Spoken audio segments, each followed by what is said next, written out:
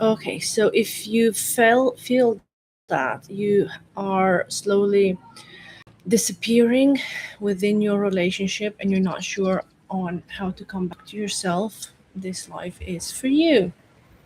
I'm super excited to be here again and to do this again. Okay, so when was the last time you did something for yourself? A lot of the times I see moms um, struggling with this, especially after the children become a bit older. They feel like they don't know what they like, they don't know what to do for fun, they have all this free time, and it's very hard to fill it in with something meaningful and something that gives them an idea and an image of I am more than just a caretaker. So let me know in the comments if this resonates with you. I would really like to know, when was the last time you did something just for you? Not because somebody asked, not because somebody was happy, not because you wanted to please, just for yourself. Let me know in the comments. I'm super curious. All right.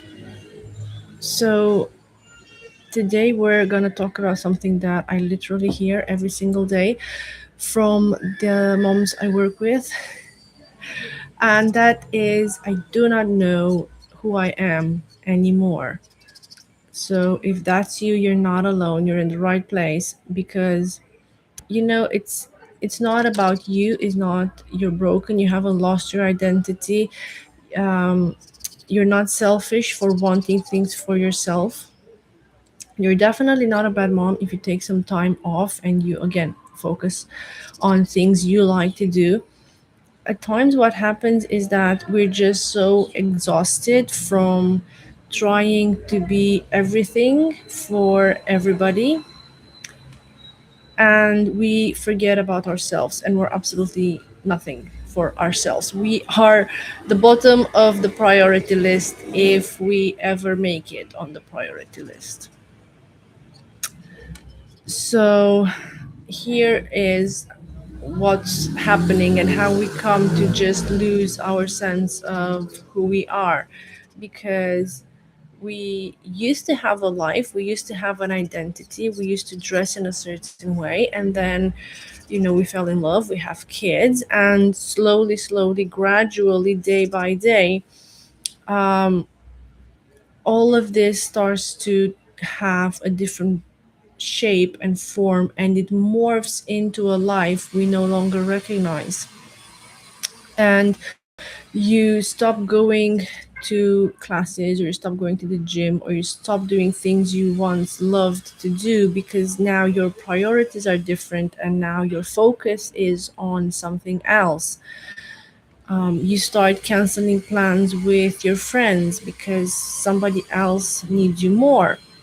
You maybe say yes to things you absolutely hate, but you don't want the conflict. After a long day, you just pick your battles, and it's just easier to say yes than to have a fight. And yes, you are gonna cancel that book club again, and you're not alone in this. We've all done it as moms, we've all done it as humans who get so extremely drained that we don't want to go and do the things that are bringing us joy, the things that used to put a smile on our face. Right now, even that seems like an extra chore. And most of the times, you're wondering, when did this happen? Because at first it felt like love, right? You're sacrificing, you're a good mom, it's what you're supposed to do. But one day you wake up and you realize that you've disappeared. Not physically, you're still there, but you're not really present. You're making lunches, you're doing the bedtime, you're keeping the routine, but you, the person who used to have hobbies and passions and boundaries and opinions and a life of her own, that person is gone. Somewhere along the line, it got lost. So let me know in the comments if this resonates for you, because I know a lot of moms struggle with this, especially if you have to return to work after a long absence. It can really create a lot of panic and a lot of anxiety and a lot of nervousness around, am I still the same person? Do I still know how to do those things? And this is the truth no one talks about. When you lose yourself in a relationship, you're not just hurting yourself, but you're hurting everybody around you, because you are sending the same message to your children. You're perpetuating the same cycle. They're learning that love means putting yourself. They're learning that love means you have to sacrifice yourself, drain yourself, and erase your boundaries and erase your identity. And that, being devoted to something means having no needs at all. And being a good person just is suffering in silence. And I don't think that as moms, this is the message we want to send to the new generation, because they do learn by observing us, they do learn by picking up the subtleties in the environment. Us as adults, we're not so aware of that, and maybe we believe that as long as we talk to them, as long as we have that gentle parenting going on, they're gonna understand and grow and make different choices. However, if your actions don't match your words, it's going to be very confusing for them to see why is it like this, and they're going to continue to perpetuate the same thing they see you do. Okay, you can talk to them about boundaries, but if they don't see you having any boundaries, then what's the point?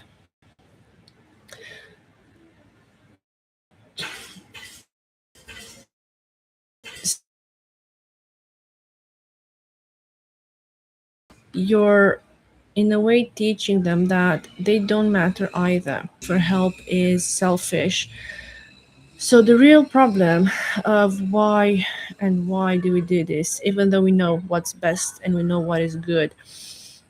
Funny enough, somewhere along the way, we learned that being a good mom means being selfless. It means sacrifice. It means making yourself smaller so that everybody else can be comfortable.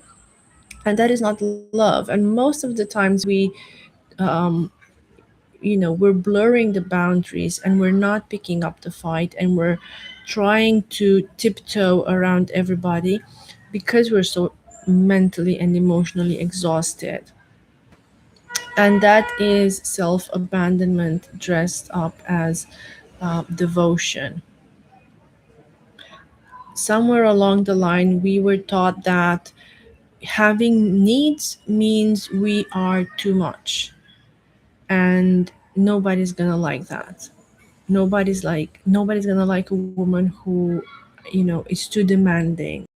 um we should be very small. We shouldn't have any needs. We shouldn't be asking for things. Don't make it more difficult than it has to be.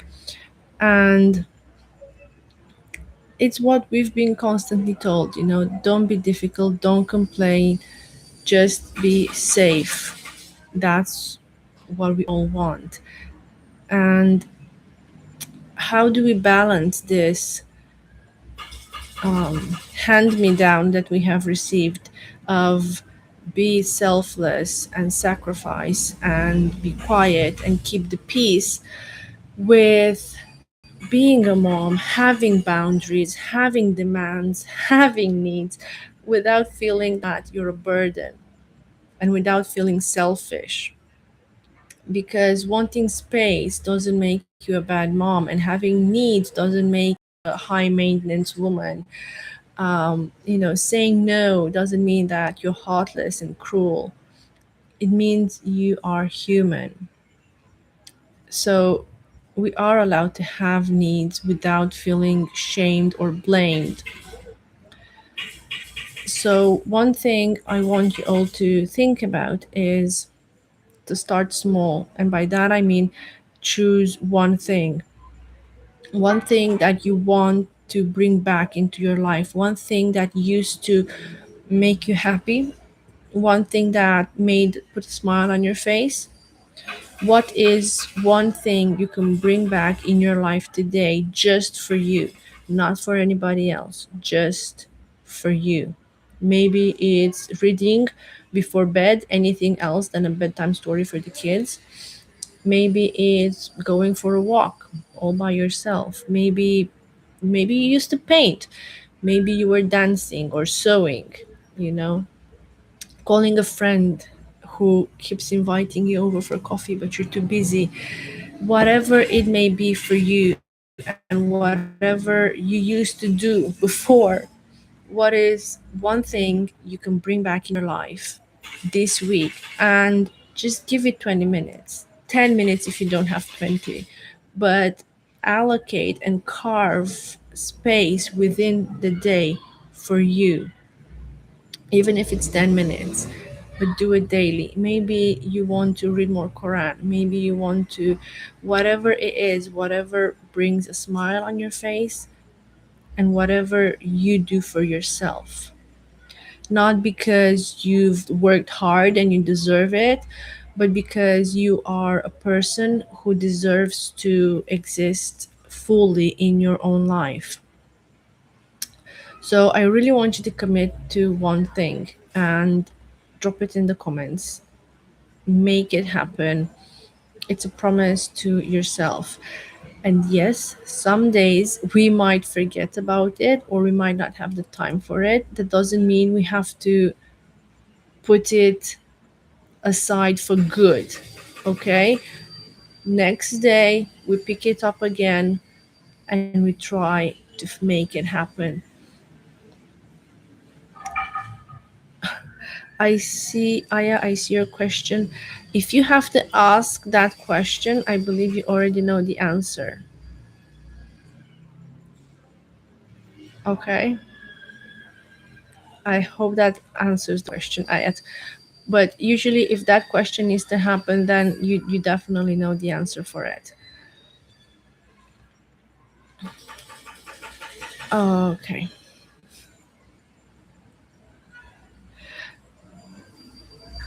I do not understand Arabic.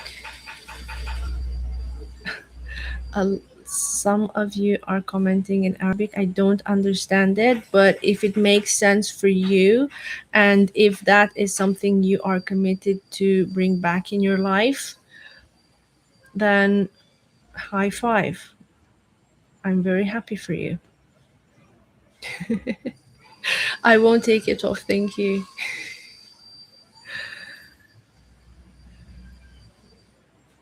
So, I'm so happy.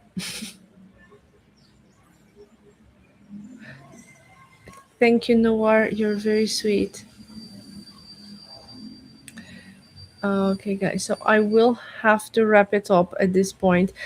Remember, you can love your family deeply and still be yourself. You can be devoted and still have boundaries. And if your cup is empty, you cannot pour and you cannot give anything to anybody because you are empty. And a vessel pours what it contains, unfortunately. If people are filled with blame and shame and guilt, they will snap at everybody else and they will have this constant fear and stress. How how do you read Quran if you don't know Arabic? I can read Quran. I do not understand it. I hope that answered your question. And I will also find it funny when people ask me how do you read Quran if you don't understand Arabic. I find that those are two different things, at least for me. Like, I can read in a lot of languages, that doesn't mean I understand what I'm reading, if that makes sense. Okay, so I'm super happy to see all of you today. I'm so grateful for all the questions that I've got. Do not lose yourself in the relationship. I know we fall in love. I know we want to be perfect. I know we put a lot of burden and a lot of things on ourselves as mothers. The problem is, somewhere along the line, all that gets transformed into resentment and anger and stress, because we see everybody else practicing the boundaries, practicing self care, having things that are passionate about, while we somehow don't have that right. And this idea that we should be constantly in the shadows and sacrificing ourselves is not healthy, and it doesn't bring us any value. It doesn't make us better parents, it doesn't make us better partners. It just fills us up with anger and resentment. So I will wrap it up. I am so happy for all the questions that I got. I hope that you took away something from today's live, and I want to know, what will you bring back and what will you dedicate time to in the coming week. See you guys tomorrow.